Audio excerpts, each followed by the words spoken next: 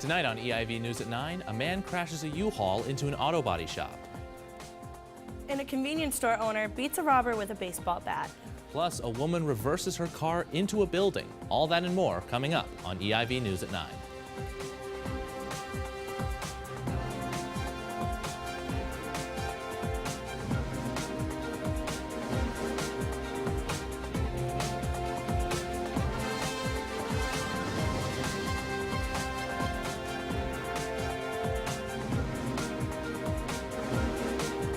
Hello, and welcome to EIV News at 9. I'm Lindsay Perdue.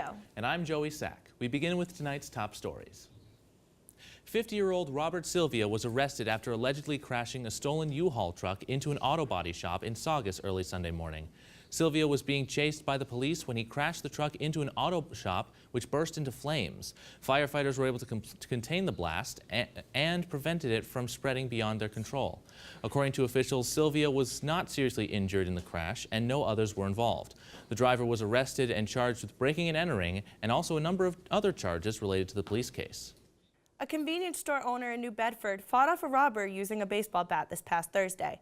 Surveillance cameras show a masked man entering Wissam Variety Store, waving a long knife. The owner, Wissam Muhammad, recalls hearing him scream, "Give me your money, give me your money." Muhammad's wife and young son stood behind the counter as the man attempted to pry open the cash register. Muhammad pulled out his bat and began to hit the robber, trying to catch his head. Unable to defend himself, the robber ran onto the street. Muhammad says that he chose to fight for his wife, who is currently battling lung cancer. His store is his lifeline. No arrests have been made. Emergency crews responded to a crash on Route 27 after 3 calls reporting that a car crashed into 2 downtown businesses this Sunday. A 34-year-old woman driving the sedan was stopped at a green light before she put the car into reverse, striking a vehicle behind her. She then accelerated forward and crashed into the building, which contains Calliope Papery and Meridian Massage Therapy. Both businesses were damaged. The driver was the only occupant of the car and was taken to Beth Israel Deaconess Medical Center. There was no structural damage to the building and no bystanders were injured. Charges are pending against the woman, who sustained minor injuries. And now Tammy with a look at the St. Patrick's Day Parade. At the St. Patrick's Day Parade, veterans, military groups, and other local groups gathered to celebrate the holiday. The parade took place in South Boston, which is Boston's most Irish neighborhood. The day included Celtic music, a visit from Budweiser's Clydesdale horses, and Governor Charlie Baker. Surprisingly, Baker appeared at the event. Baker and Mayor Marty Walsh spoke on not appearing if the Outfits, an organization of gay veterans, were banned from the event. But Walsh still did not attend. We spoke with Devin Westcomb and Daniel Holt about their thoughts on the Outfits marching. It was awesome to see the Outfits come by. All veterans are amazing, regardless. And that's what's most important, you know? Yeah.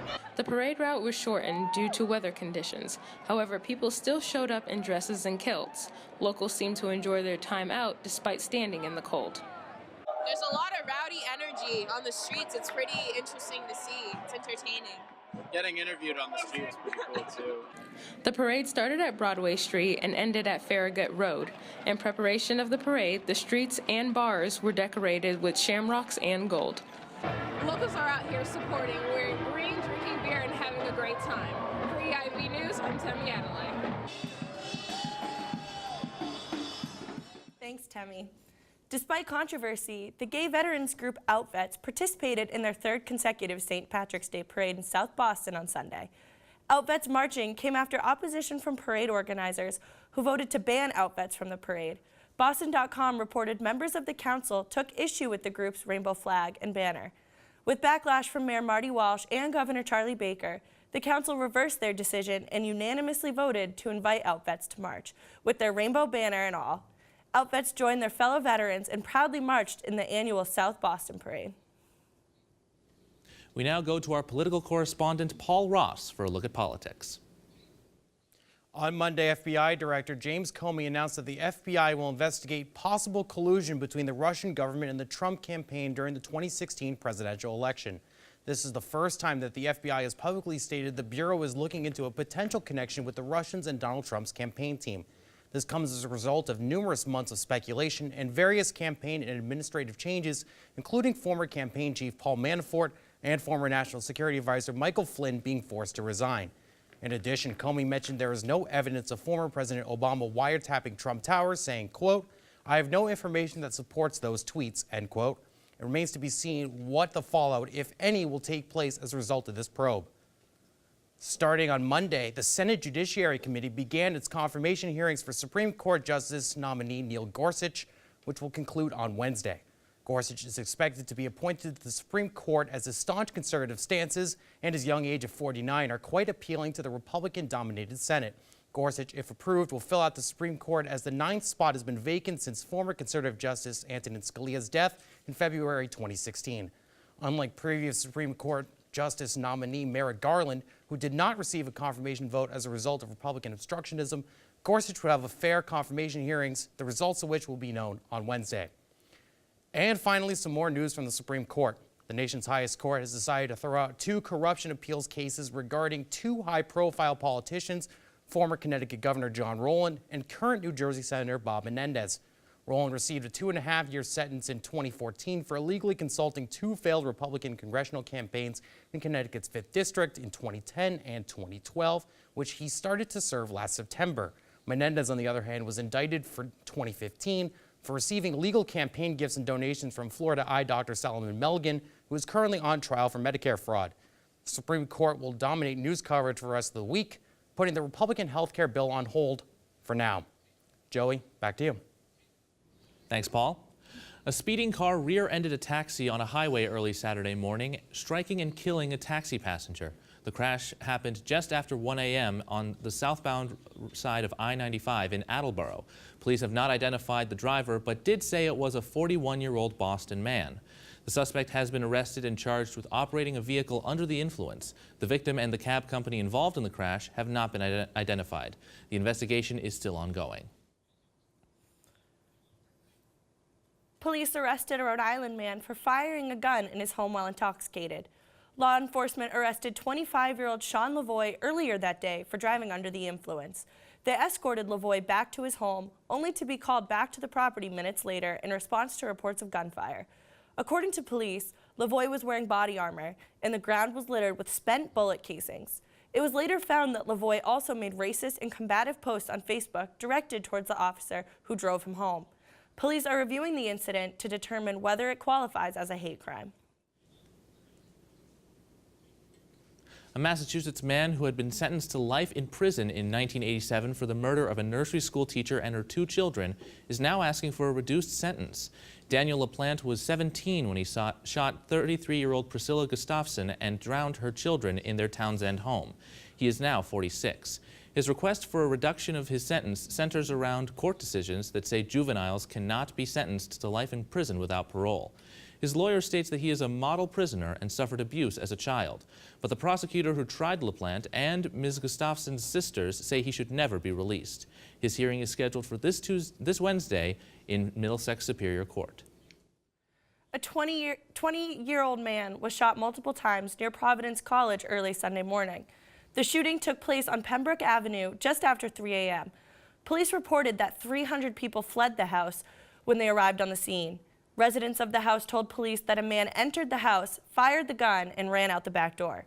The Providence Journal reported that Joshua Mendez was the victim, and police say he remains in critical condition at Rhode Island Hospital. Providence College officials have said the victim is not a Providence College student. No arrests have been made yet. UMass Boston is facing growing budget deficit that could reach up to $30 million by June.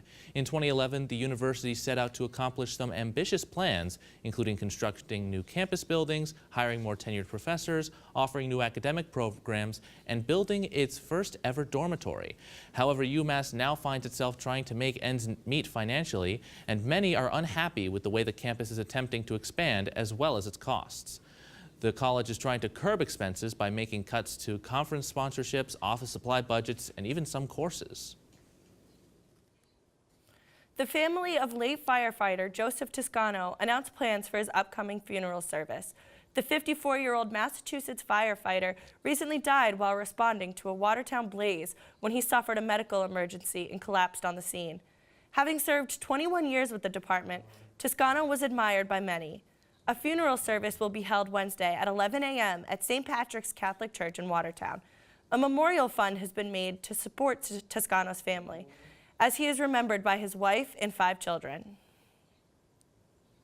When we get back, a look at the weather for the week, as well as a check-in with Moses with international news.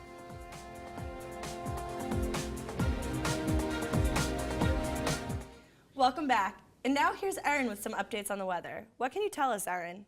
Well, it looks like we're going to have to wait a while for another warm, sunny week. Today we had a high of 53 and a low of 30 with a chance of clouds. Tomorrow we will see a high wind advisory during the day with a high of 31 and a low of 13. Thursday we will see the sun again, where the high will be 35 and the low will be 24. The snow returns Friday with a 30% chance, then a 40% chance of rain. And finally, on Saturday, we'll have a high of 48 and a low of 34 with a 40% chance of rain and then snow. That's all I have for weather. Back to you at the desk. Thanks, Erin, and happy birthday. And now, for a look at what's happening around the world this week, we're now joined in studio by our international correspondent, Moses Small. What can you tell us, Moses? Thanks, Lindsay. Britain is making some of its first legal moves towards Brexit. On March 29th, just over a week from now, the country is set to formally announce an intention to leave the European Union. This would mean changing a number of Britain's policies. Prime Minister Theresa May would need to make new trade deals with European nations, change Britain's immigration laws, and move away from the European Court of Justice, just to name a few. The process is set to be completed by 2019. Critics say Brexit is too rushed and too extreme, while supporters say it can't come soon enough. The one common ground? There's no arguing that Brexit is one of the most complex political issues facing England and Europe. And this past weekend, harsh relations between Germany and Turkey. Turkey's President Recep Erdogan compared German officials to Nazis after they threatened to restrict Turkish ministers from entering the country. Turkey sends diplomats to a number of different countries to campaign for a bill that would give President Erdogan new powers, like altering Turkey's budget and declaring new laws. The catch is, it requires votes from Turkey's citizens inside the country and abroad to approve it. Other countries like the Netherlands have already barred Turkish diplomats because of the country's controversial political moves, such as imprisoning journalists and political prisoners. Turkey's referendum takes place on April 16th as President Erdogan faces growing pressure from Europe. And yesterday, South Korea reported that the North made progress in designing a rocket. North Korea successfully tested a rocket engine that could be used in the future for missiles. Kim Jong-un says he wants to use the engine to launch satellites, but the U.S. banned North Korea from doing this because this could be a front for the North to manufacture weapons. The North has a history of aggression and launched 24 rocket tests just last year. However, there are no reports that the North has any working long-range missiles. U.S. Secretary of State Rex Tillerson commented on this and said that all options should be considered when dealing with North Korea's nuclear program. That's all the international news I have for tonight. Joey and Lindsay, back to you. Thanks for the update, Moses. The number of fatal fires in Massachusetts is well above average for 2017. There's been a total of 23 fire fatalities since the first of the year, including the death of Watertown firefighter Joseph Toscano. State Fire Marshal Peter Ostrowski said the typical number of deaths this far into the year would be 16. The causes of the fires this year are from faulty electrical and heating systems, unlike the common smoke and carbon monoxide detectors not working properly. On April 2nd, 16 Massachusetts mosques will hold an open mosque day to give the public a chance to meet their Muslim neighbors. Attendees will tour a mosque, hear a brief introduction to Islam, and witness a Muslim prayer. Participating mosques include the Islamic Society of Boston Cultural Center here in Boston, the Islamic Center of New England in Quincy and Sharon, and the Islamic Society of Greater Lowell and Chelmsford. Wafa Wahhabi from the Islamic Center in Everett says the event hopes to stifle some of the widespread misunderstandings that people have about Muslims and show communities that they are just like anyone else. So now we're joined by Paul and Moses to talk a little bit about recent news from President Donald Trump. So he recently announced that there's going to be a ban on any electronics carried onto planes from several countries larger than a cell phone. So what are some of your thoughts about that? Well, most of these countries are primarily Muslim countries, and these devices are bigger than a cell phone or an iPhone, for example.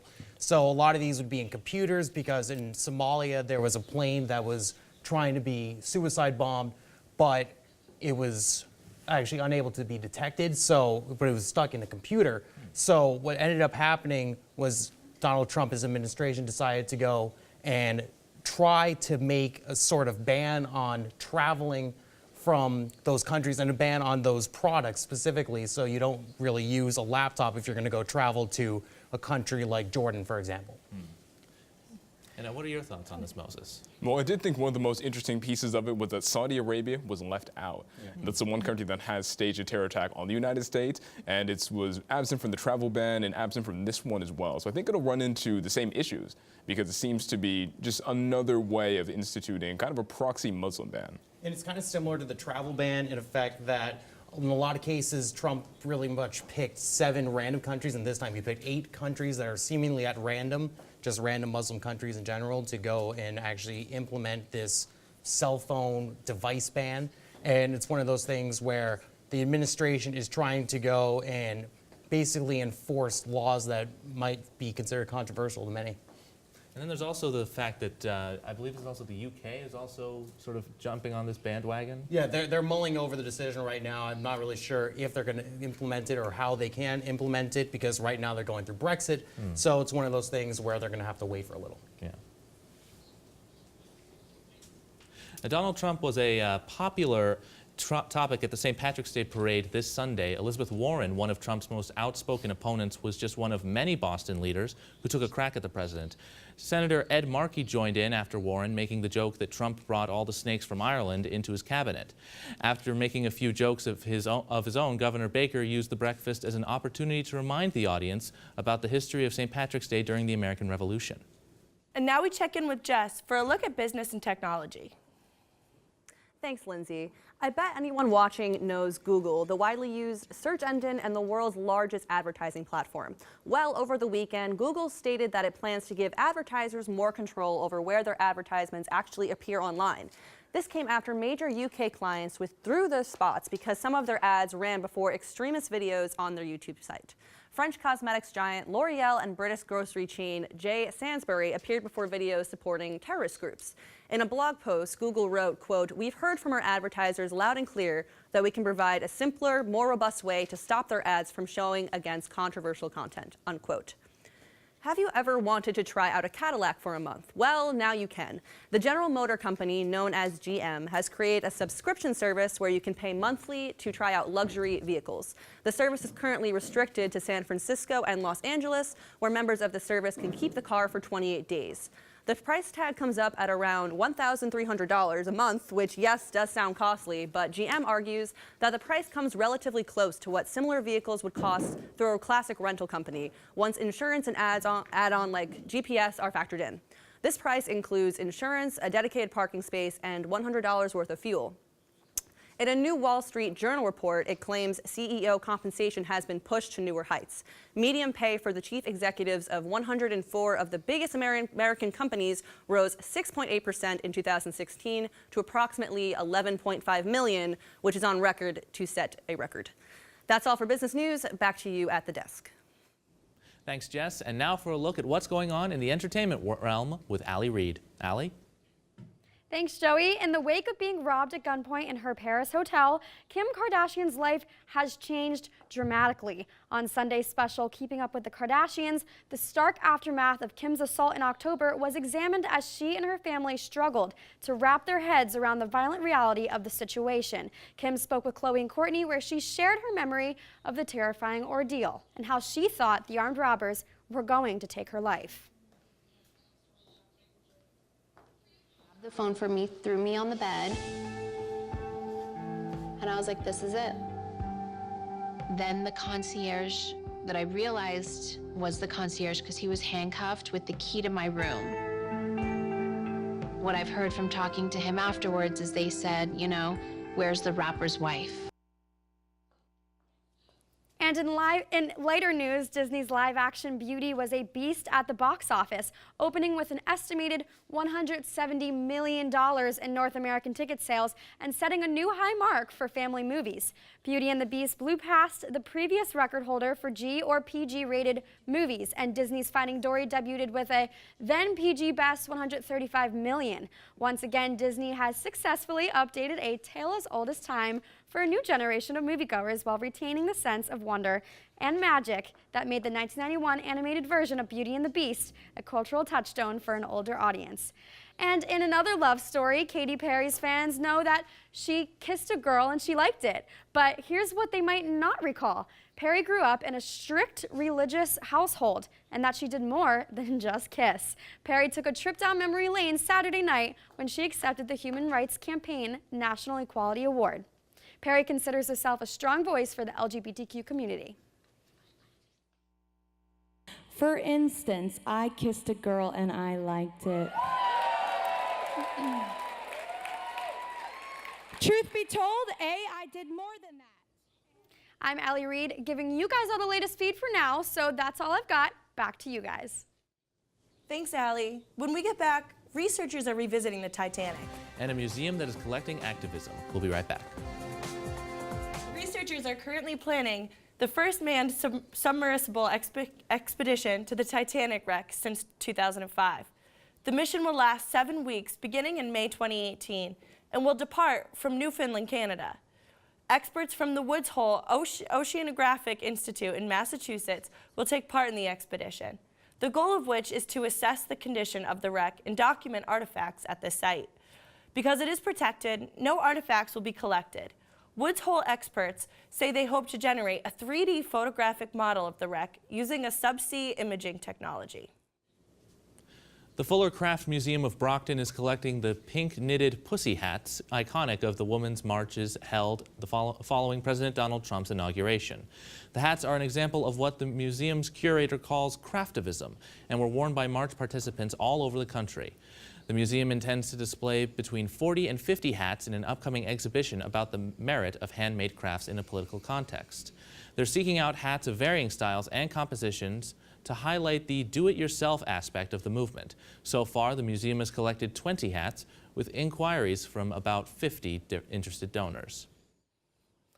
6-year-old Devon Sue led South Boston's annual St. Patrick's Day Parade. The Framingham boy was diagnosed with a rare and inoperable form of pediatric cancer earlier this year.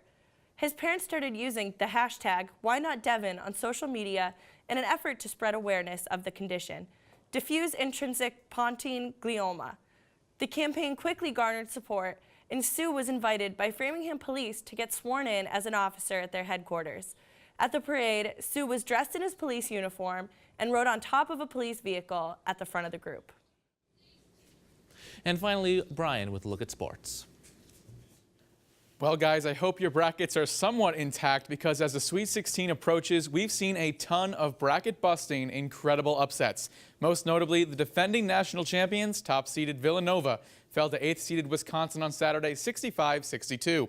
That ruined many people's predictions for the Final Four, but at least Duke would beat South Carolina on Sunday, right? Wrong. The Blue Devils lost 88-81, and it'll be 7th-seeded South Carolina moving on to face 4th-seeded Baylor. March Madness at its finest. In baseball, Team USA advanced to the semifinals of the World Baseball Classic on Saturday by defeating defending champion Team Dominican Republic 6-3. Center fielder Adam Jones was the hero of the night, robbing his Baltimore Orioles teammate Manny Machado of a home run in the bottom of the 7th inning. Team USA is playing Japan at Dodger Stadium as we speak, with the winner advancing to play Puerto Rico in the WBC Championship game tomorrow night. And for just the 3rd time in franchise history, the Columbus Blue Jackets are going to the playoffs. The Blue Jackets defeated the New Jersey Devils 4-1 on Sunday, becoming the 2nd NHL team to clinch a playoff berth this season, alongside the Washington Capitals. In fact, the win helped the Blue Jackets remain tied with the Caps for first place in both the Metropolitan Division and the entire league. Since their inaugural season in 2000, the Blue Jackets have never won the Stanley Cup, let alone their division. We'll see if that changes in a couple weeks. And after 2 disastrous seasons with the Boston Red Sox, third baseman Pablo Sandoval appears to be turning things around. The Kung Fu Panda hit 2 home runs in the Red Sox's 12-5 win over the Minnesota Twins on Saturday, continuing an impressive spring training showing for the 30-year-old. Sandoval reported to camp an estimated 30 pounds lighter after hitting .245 in 2015 and missing all of 2016 due to injury. Sandoval will be Boston's starting third baseman on opening day and has a chance to be one of the lineup's biggest contributors. In year 3 of a 5-year, $95 million contract, it's better late than never. That's all for sports. Back to you guys at the desk. Thanks, Brian, and that's all we have time for tonight.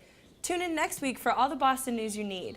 And in the meantime, check us out online at eivnews.com or on Twitter @EIV News. I'm Lindsay Purdue. And I'm Joey Sack. We'll see you next week. Good night.